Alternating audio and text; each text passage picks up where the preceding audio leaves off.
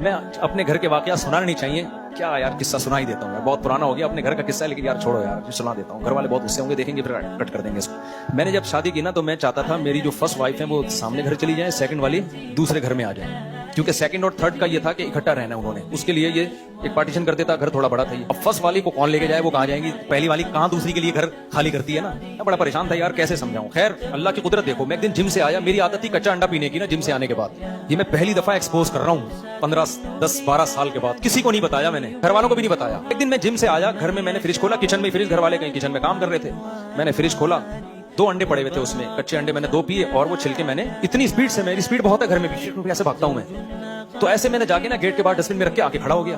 اچھا گھر والوں کو نہیں پتا کہ اتنی اسپیڈ سے یہ سارے کام ہو چکے ہیں، گھر والے سمجھ رہے ہیں میں فریج کے پاس ہی کھڑا ہوں۔ گھر والوں کو انڈا پکانا تھا، گھر والوں نے کھولا تو انڈے غائب، تو میرے گھر والوں نے بولا بھائی اس گھر میں جنات ہیں۔ میں نے کہا کیوں؟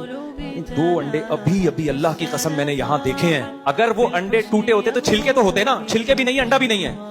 میں چپ، جو صبح شام جنات اور عاملوں کے خلاف تقریریں کرتا ہوں نا، بالکل چپ۔ گھر والوں نے کہا مجھے اس گھر سے نکالو بھائی، مجھے اس گھر سے سامنے والے گھر میں شفٹ کریں۔ میں نے کہا آپ کہہ رہے ہو تو ٹھیک ہے۔ بڑے آرام سے نا ہمارا سارا سامان سامنے، بغیر کسی جھگڑے، بغیر کسی، اب تک نہیں میں نے بتایا، اب کھل جائے گا اگر ویڈیو میں چلا گیا۔